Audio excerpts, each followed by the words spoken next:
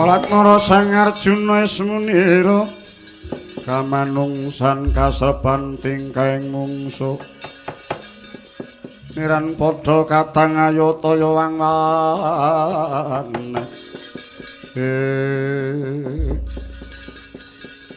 niku entuk-entukan kula Gus Kyai Semar sangka ngendi entuk mumpun enten desa cilik ereng-erenging Aldaka jenenge Ngargasanya bawah wana Rewantaka mriku enten tiyange kathah kula barang jantur teng ngriku monggo mangdhahar Gus kaya pinter temen golek pangan nyata laruta sangkeng yudha sang guru kentang utusa sangsi kagyatya sing Sang Arjuna tupi mulat dedaharan ingkang wis den ulet dadi siji campur bawur rujak degan jangan lawuh sambel kesukan dawet nganti ora rupa panganan kaya uta-utaan sono kaya mangkono Pak Dasmaning Driya gendang ganjing langit kelap-kelap berkencang alis sang mawegandrung parat menungso ngendi sing menehi panganan dapure kowe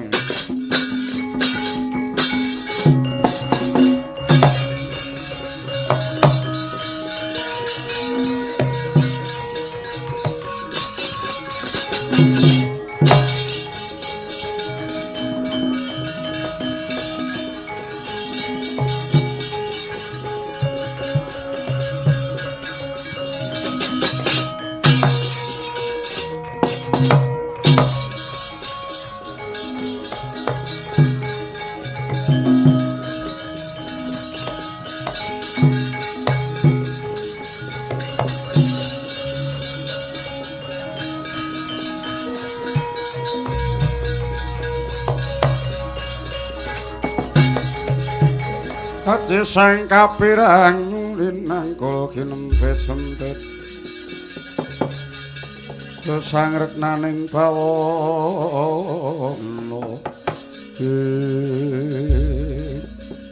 ora pati nduga mono jebul ing kene ana wong ayu rupane iki kok ana piyayi kok semune gathuk wimbane polatane kok kaya wong ora kepranan iya iki desa Rewantaka iya jarene Ngargasanya jenenge apa kowe ngerti sing wong menehi panganan karo wong barang jantur mau iya aku sing menehi panganan wong kaya menehi panganan sono ora ngregani marang rasa kamanungsan nek menehi sing lila nek pancen ora lila ora susah weweh marang liyan puluh mbok werna panganane wujuding daharan kaya mengkono kuwi padha kowe karo nganggep aku kewan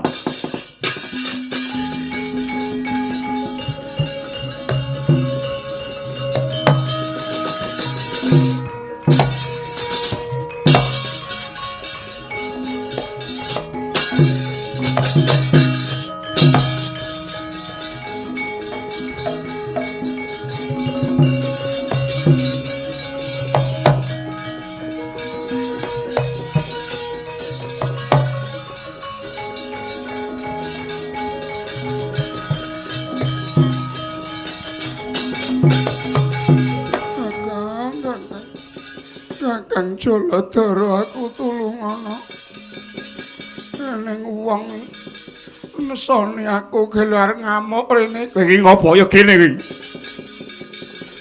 aku mau nanggap wong barang jantur wonge tak wenehi panganan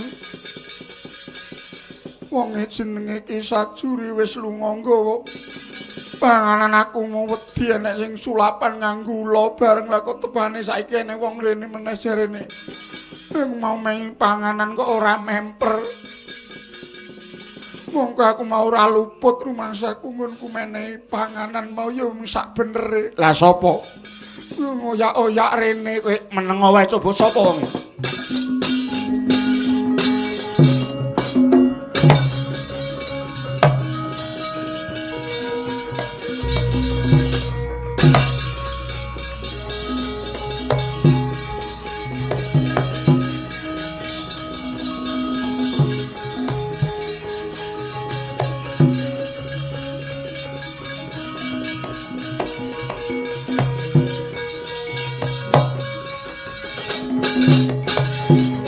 Marino sumobang ngaruna atine taning karapo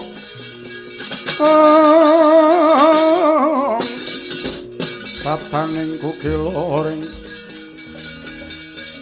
ani kara saketer kini tungane kung parak kowe sing ganggu gawe dulurku wedok sapa kowe? Mangger biyen. Pun ta? Pun mboten sanesu. Nggih.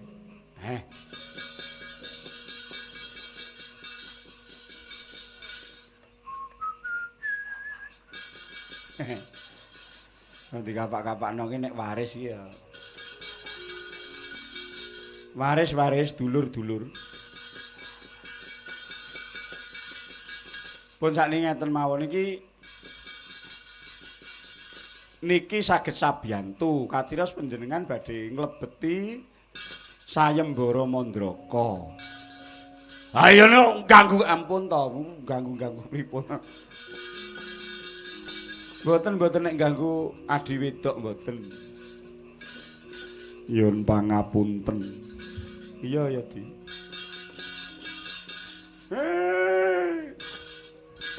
Nuwun sewu kula nyuwun pangapura niki kabeh wau pancen kula sing gawe. Sing ngulet panganan niku kula merga kula nggih ngelingke kalih priyantun niki. Dadi satriya niku kudu sing betah lara lapa, ngoten. Ora kenek mung ora mangan 3 dina nek kaya aku ki manganku kur pendak sura. Dadi yen ngono panganan saka kene mau janjane. Janjane mau nggih sak mestine nek dawet ya diadahi dhewe. Jangan menir diadahi dhewe, sambel diadahi dhewe. Ning pancen sing aja kula campur.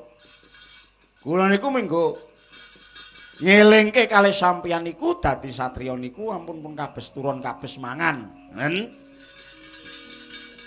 Kabeh niku mau piwulang. Oh ya ngono to Kakang. Enten gawean sing luwih wigati nggih menika sedaya sami sabiyantu dhateng bot repotipun negari ing Mandaraka. Kakang Mremban, piye Yai?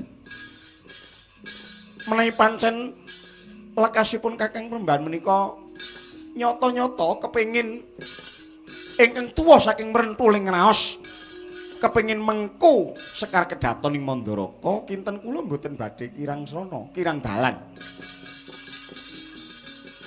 Tumraping pun Kakang, aku iki kepengin bakal mupu sayembara ing negara Mandaraka iki ora kesurung drenging rasa milik syukur bage. Ewadene upamata saka kaparengi sing gawe jagat durung marengake. Wasi Jaladara ora apa-apa ning sing baku uripku bakal darmakake. Menawi katen jumbuh kalian ciptaning manah kula. Monggo prayogi dipun ayati kalian mbanangke kula nderek sabiyantu lekasipun panembahan. Narayana piye? Samangke ngaten kemawon. kula tingali saking kawaskitan kula bilih sejatosipun icalipun Dewi Erawati kala mau mboten jengkar piyambak nanging dipun dosta dening Duratmaka. Malah sak mangke negari Mandaraka badhe katempuh bebaya malih. Nalare piye? Badhe wonten Duratmaka ing manjing dosta wonten majaning kaputrening Gedhong Mayang Arum. Mila prayoginipun sak mangke tata-tata sami nyanggong dhatenging Durjana mapan wonten ing Kedaton Mandaraka. Aduh, kula nyuwun pamit langkung rumiyin badhe andhingini.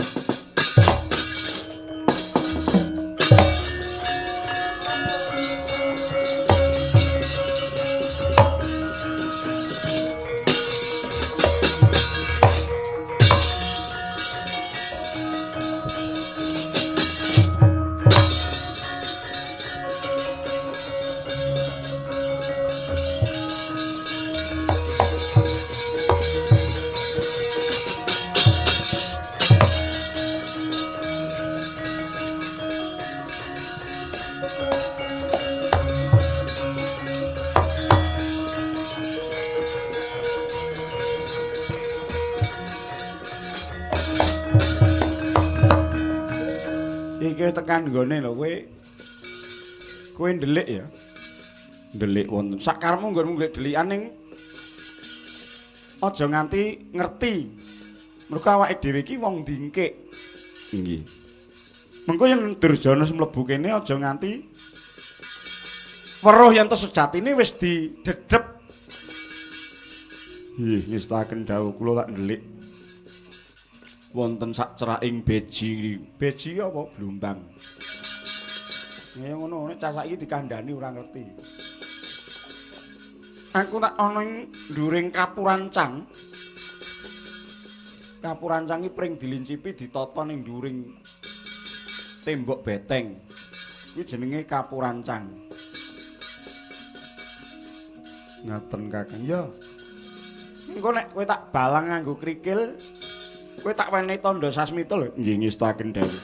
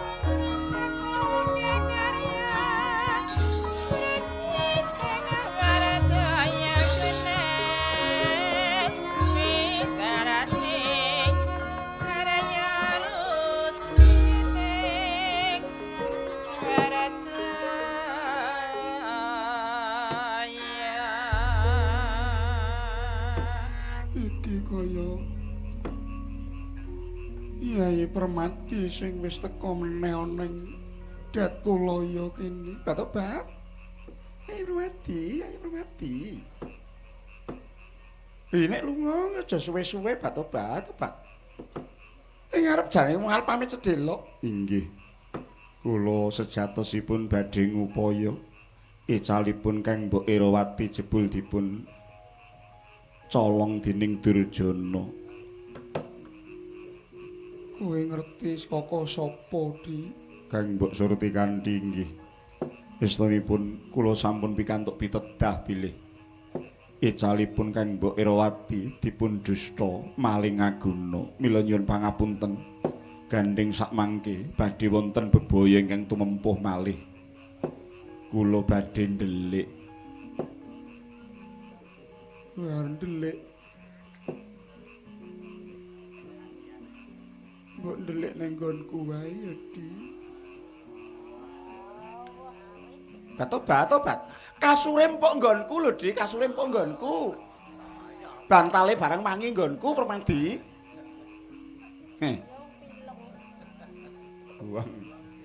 Uang ini bagus ya rumah aku. Ning nggonku wae ya, Dik ya. Arep nyanggong maling to. Inggih, Kang. Ning nggonku wae to, Dik. Mengko tak gek wetang susu. Atau Pak mati. Ana matunggonku. Njaluk apa di? Wong-wongan sing mbok senengi yo akeh banget. Panganan dedaharan sing mirasa akeh banget nang patunggonku, Batobat. Kok ndelok ning patunggonku wae terus engko tak kemuli ya, Dik. Tak kemuli, engko tak pijeti, tak keroki ya, Dik, tak keroki. Kula mboten mangsuk angin, Kang Nduk. Mangsuk angin yo. Sastra kok mangsuk angin. Ndek ingin kok. Dengan demikian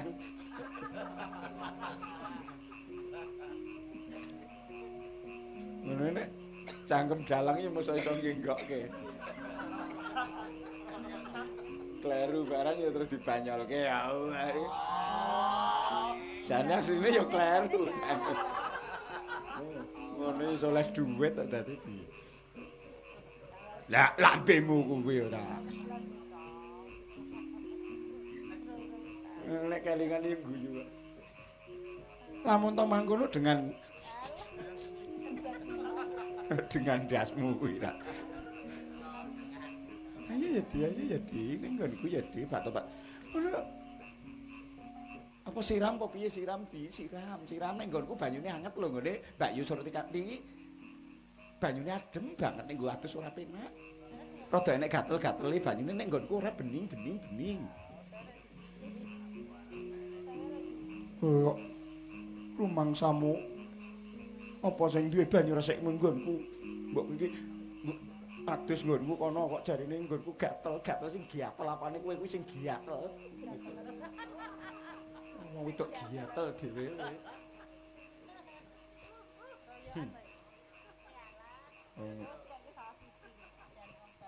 kaya Nino karo Anis.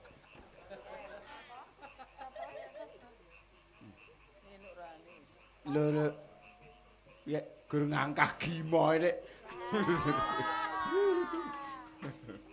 Walah gimo. Ayo ya di. Permadi kuwi ngopo?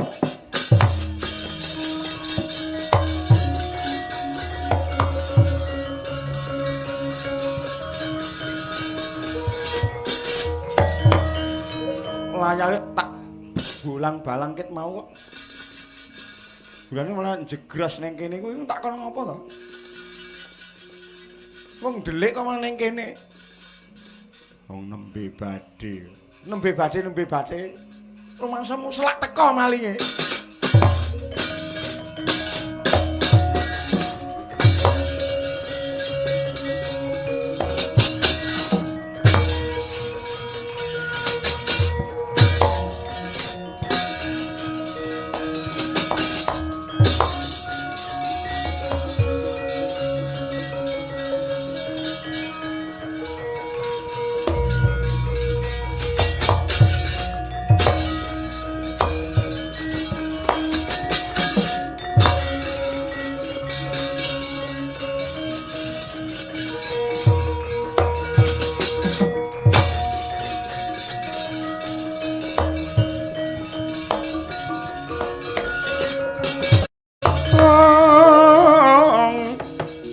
Sumya pratangga winduyat amun-amun lir gumampang ladalah wah diane kencar-kencar lenga jarak golo-golo wah wanci yamene kok ketok isih reja temen wah ya tak patrapi sirep begonontoe putih.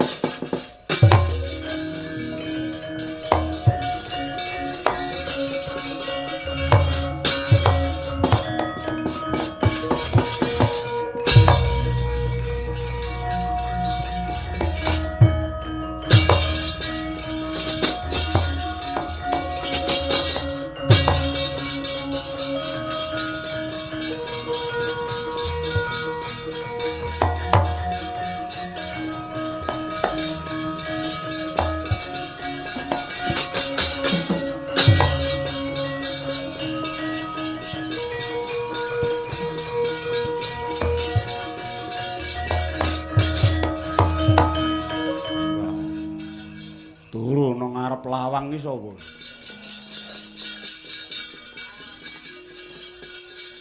Lah. Kaya wong karipan wis jane ora unyet-unyet. Wah, kae malah ning sing sisih kono kae cendhek cilik kok malah semende rancaan iki sapa? Wah, irunge dawa men wong. Padha ora ngerti laguku.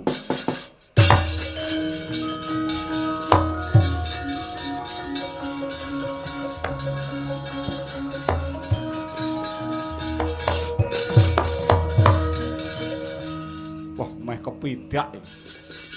Ya wong turu kok sak nggon-nggon ngene.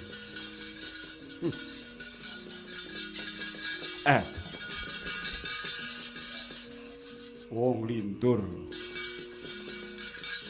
Ngendi papan panggonane? Ki wong iki jane kok turu apa ora kok? Nyenggol kok bener.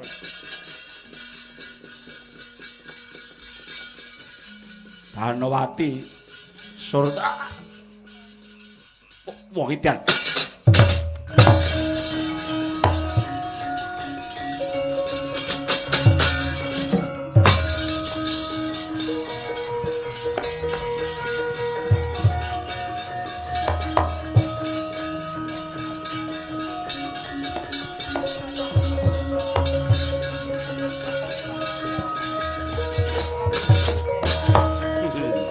Lakon-ngonku duwe bojo telu. Herawati, Surti Kanthi, Banowati. Aku iso mboyong lorong kas tegese dadi wong mulya selawase urip.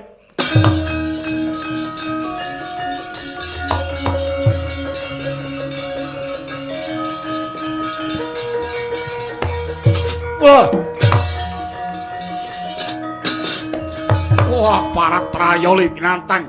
Sapa ya rasa takon? Aku sing ngerti gedhohamu. Hayo ngaku Kartopiyoga. Saka Projeng Tirta Kadasar. Aja menmu diapurmu.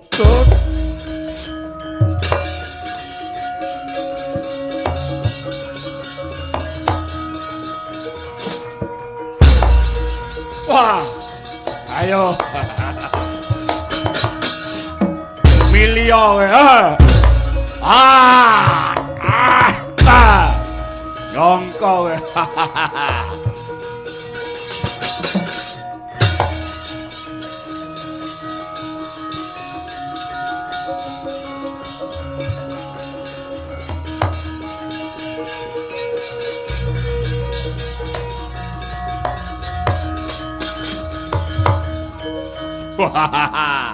Sapa meneh iki? Wasi Jaladara.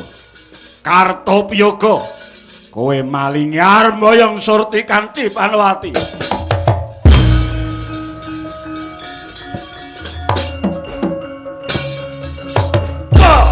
Wah.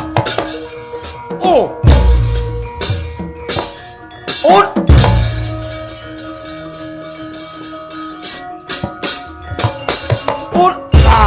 Wah. Wah. What?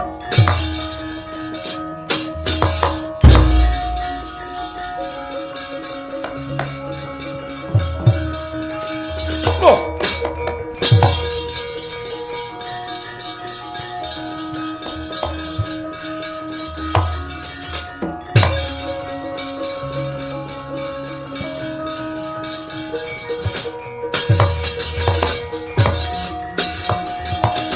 What?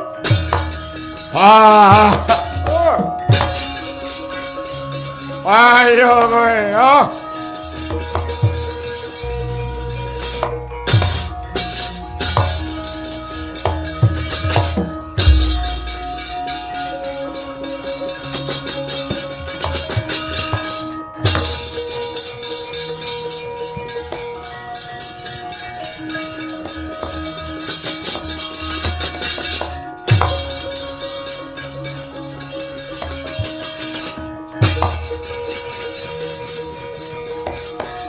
Ai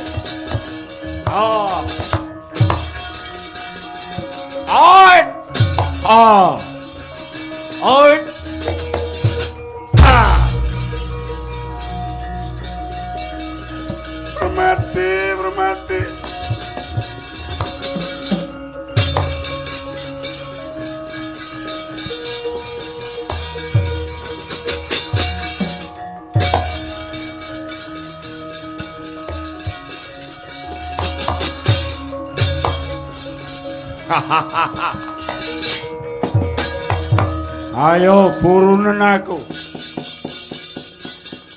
Ngambah Jumantara.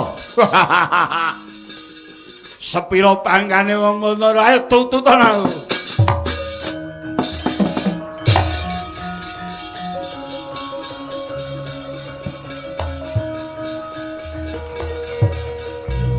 Latawa.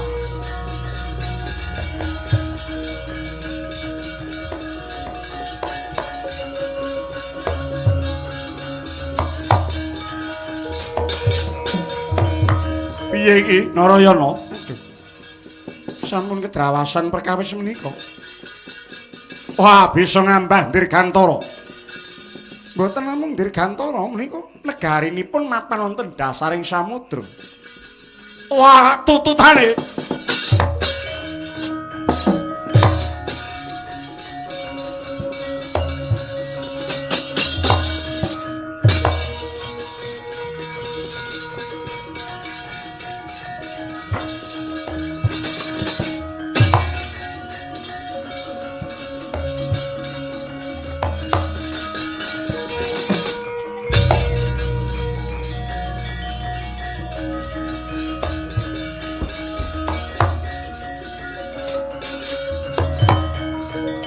Rasa nututi nunggu ning kene wae.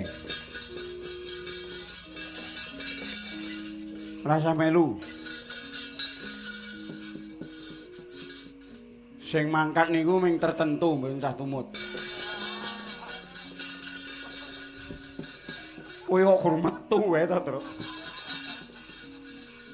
Tene pinten-pinten dinten niku. Pinten sampe lu mangkat, pinten-pinten dinten tur hitungane sami.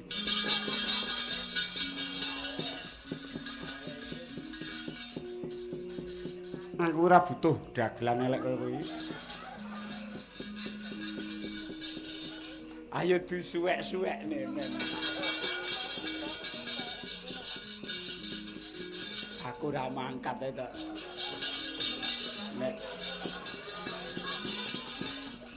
Nek aku melu ya tak susu-susu kaya aku ora ayo disuwek. Ya aja to kok toleransi apa? Kula mesaken dhateng Kang Mbok Surti Kanthi, Kang Mbok Banowati. Dipun beto dening Kartopiyoga. Iya ya, Kakang Masih Jaladara iki wis manjing samudra iki. Wah, kaya sektimen ya, Gong. Sang Wasi Jaladara ki ya segara kaya ngono kuwi dijeguri kok ya penak wae. Padha karo nom-nom aku mbiyen ya ngono kuwi. Wis pokoke omongane ya diokehke sing suwi.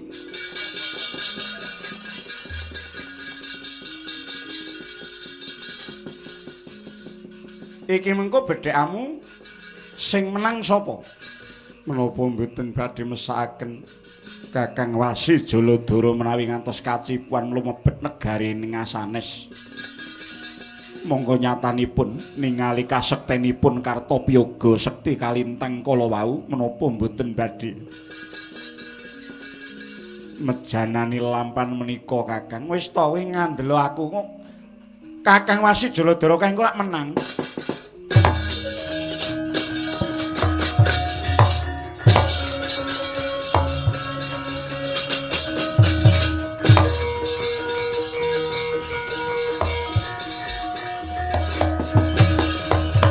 Arsa madangi jagat duk mungup-mungupan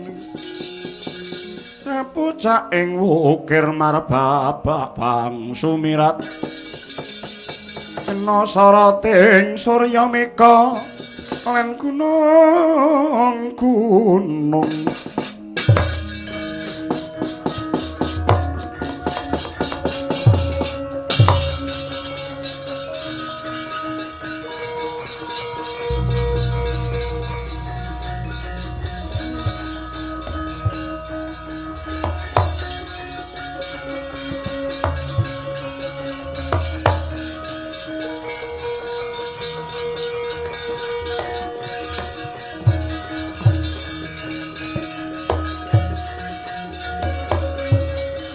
Unsur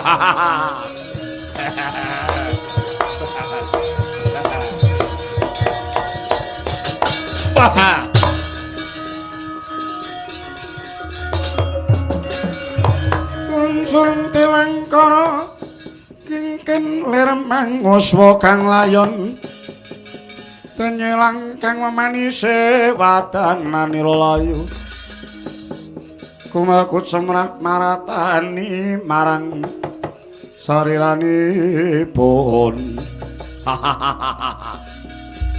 Rawati, Rawati. Ya kene kuwi wong tansah kandhuan susah.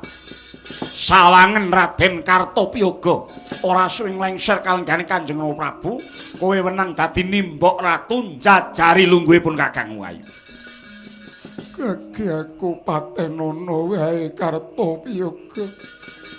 Nyatane ora bisa mujudi penjaluku. Sing ngomong ora bisa sapa? Iki sawangen.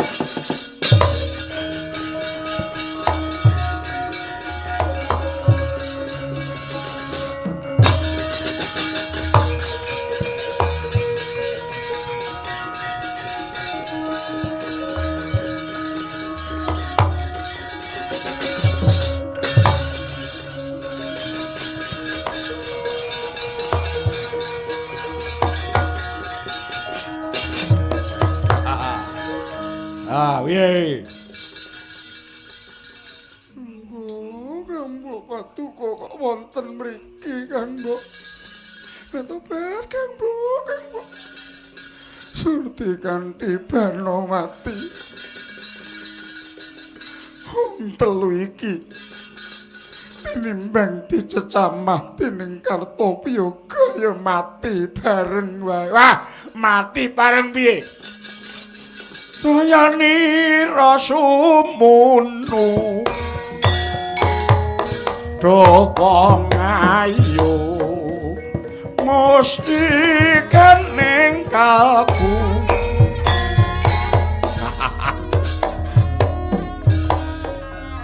rasa pengyas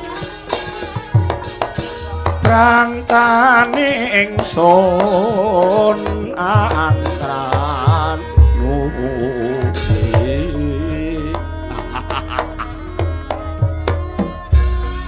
Dimas mesti kening kakung pun kanthi ing patunggon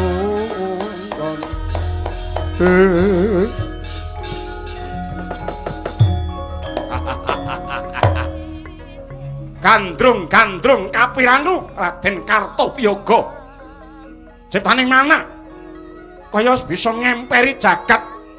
Arsa negem bojo telu ingkang padha sulistyane, padha ayune. Ingkang dingkik nenggih Wasi Jaladara. Seblak sampur tanjak wrangka. Geget waja ngepel kanangasta. Nebak dadane jengkelang pitung depa tiawane. Bah!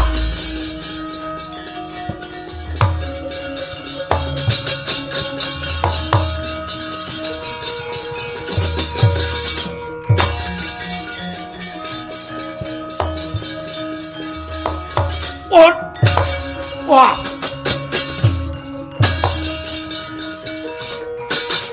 Wah! Keranjingan. Ganggu gawe. Wah, cara-cara panganan mung kari ngemplok wae. Ngemplok biathukmu wae. Ayo. Wasi Jaladara, apa kowe sing sowan Bathara? Wah! Kikik pedhot kulumu, ilang nyawamu.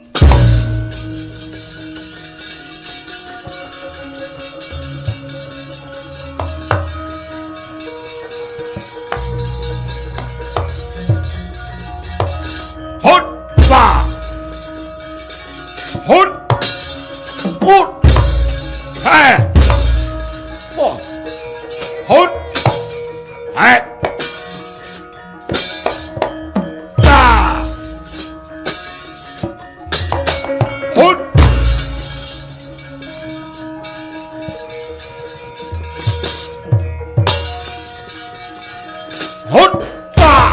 Wah! Hutta! Hutta! Hutta! Hutta!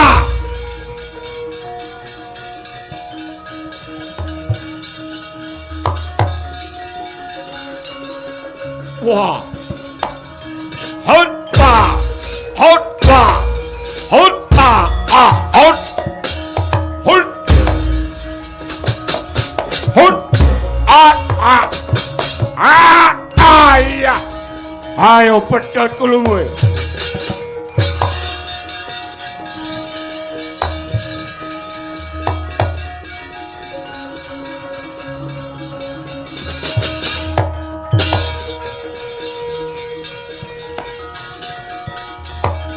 Hutta!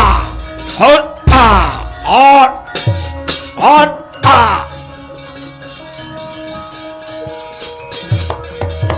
Ayo ora bisa putih kowe. Mung karek mutare kowe. Wasi Jaladara. Kan carita nalika semana, usus kang epek-epek. Nyermomong mijil kaya dahana. Wujud pusaka Kyai Nenggala tumama jajane Kartopyaga lebur dadi awu.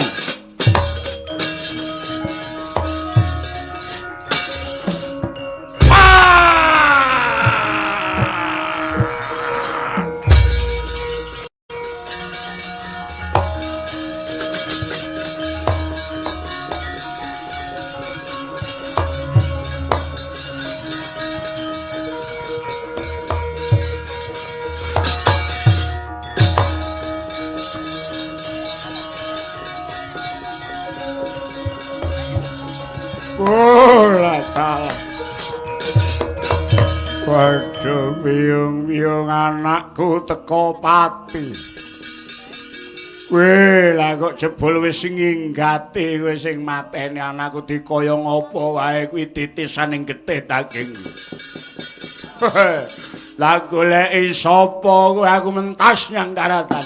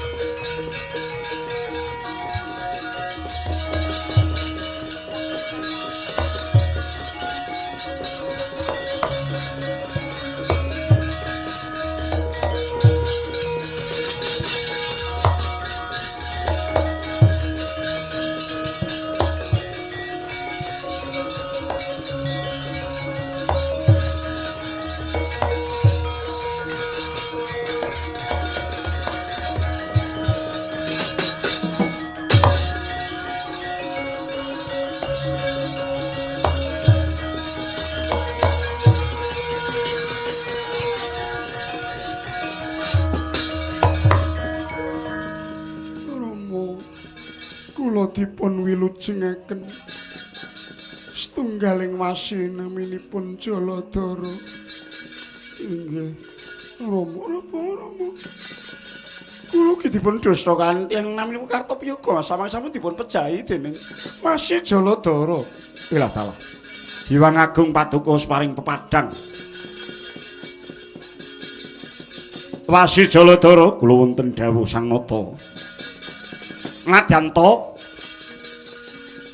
surasaning pangandika panjenenganing sunalika semana sapa wae kang bisa masrahake anak wadon Bali iku ingkang bakal tak dhawuhake nanging mengko dhisik isih kaya ana rembug ingkang kudu ditata luwih dhisik mula kowe semene wae bali ya dhisik ning papan dunungmu liya wektu ganti taun. Aku bakal paring sabda lawan jeneng sira Wasi Jaladara. Aduh sinuwun yun pamit.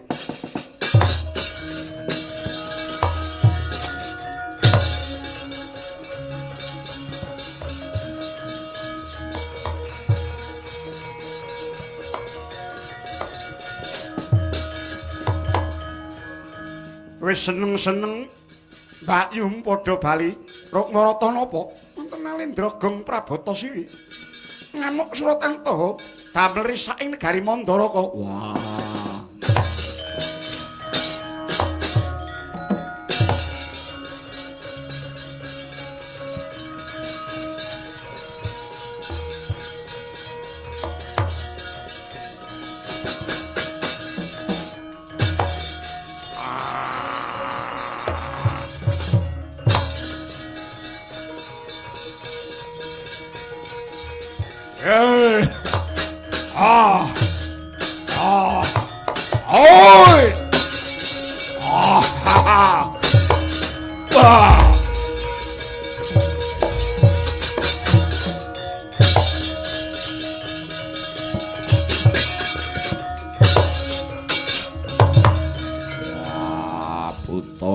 Prabu Kurandageni ora narimakake patine anakku lanang Kartapyaga hodel wadukmu.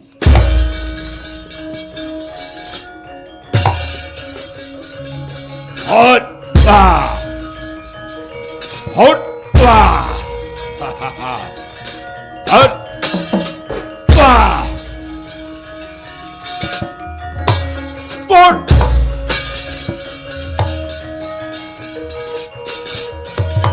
Oke yo. Oh arep mateni aku.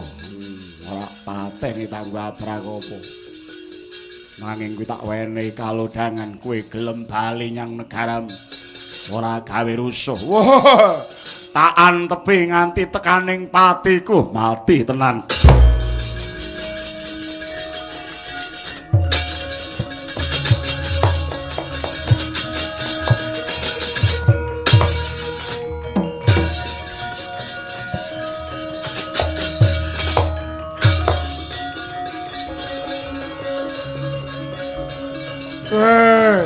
Mulai.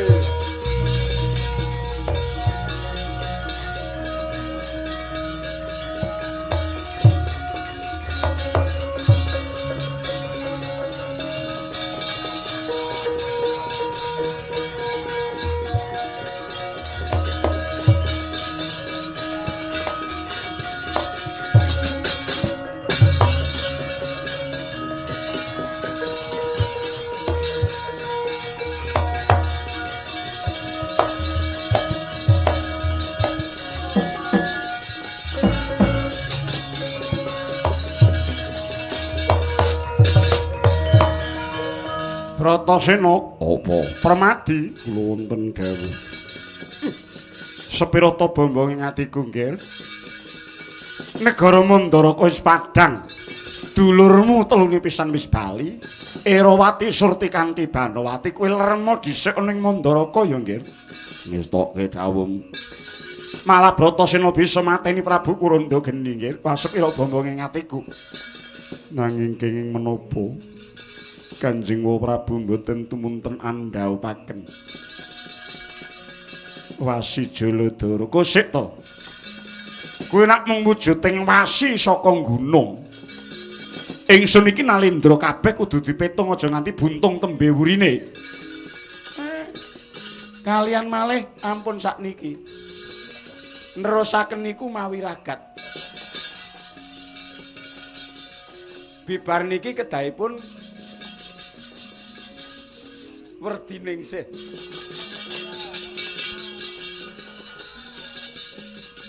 Pun ditawake sisan. Ora wurung ae kok.